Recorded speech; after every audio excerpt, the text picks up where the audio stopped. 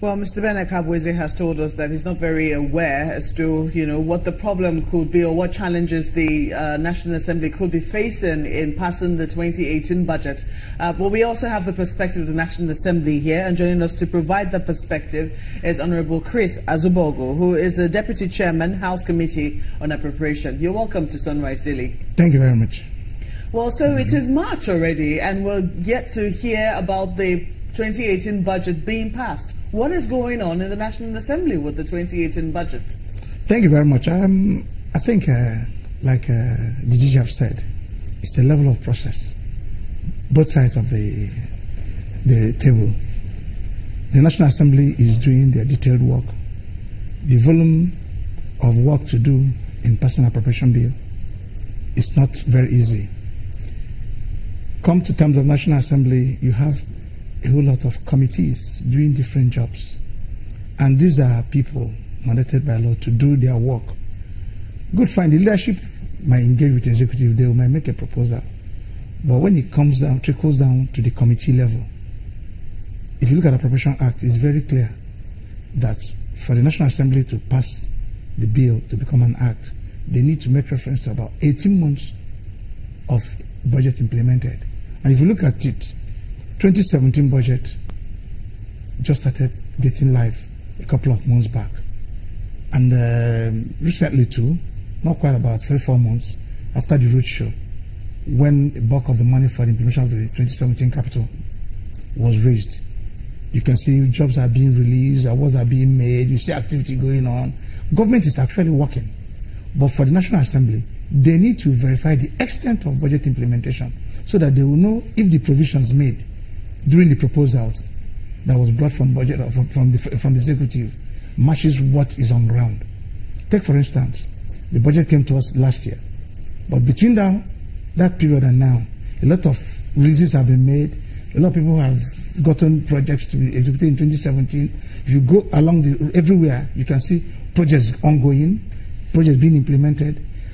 If there were provisions for like 100 naira on a particular budget line, and between November and now, 50 naira has been released.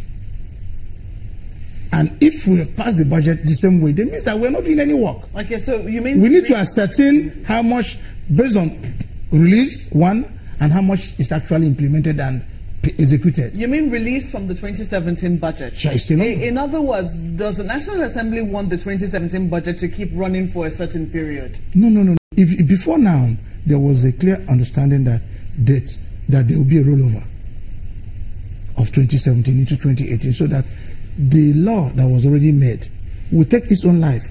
It will help the government, because we're talking of level of service delivery by the government to the people. If all the effort that have been put in preparing 2017 budget, the procurement processes, whereby a whole lot of advertisements are made, and Nigerian citizens bought the tenders, and it's gotten to a point of implementing, because the agencies will not release the award letters to the contractors unless there is a cash backend, because this is a Procurement Act. I'm wondering, what then? Let me make just a moment. Listen, so you can see the process. Yes, I quite get what you're talking about, but then how do we then reconcile the fact that the National Assembly and the executive arm of government had agreed that we're going to start a financial year that will begin in January and end in December? Where do we fit that in with this new process, this process that you're talking about? We agreed at the executive level and the leadership of the National Assembly. But when you get down to the National Assembly to do their work, if you agree, do you throw away a non-process? We've agreed. So effort is being made to achieve that. So once these things are put in place, they understand we're not, when you say it's a process. Last year, budget was passed about June. Then suddenly, if you say that it's going to, we agreed, but it might not be readily easy. We agreed by a leadership level. But when it comes to at that leadership, we know that every member is presenting his own constituency, and everybody are interests that are there. So when National Assembly members come, they sit back. You've mandated people. Don't forget that leadership is first among equals. And everybody have mandate to present his people. We'll talk about that agreement and how it's supposed to trickle down when we come back. At leadership level. Please hold your thoughts for us in a moment. Please stay with us.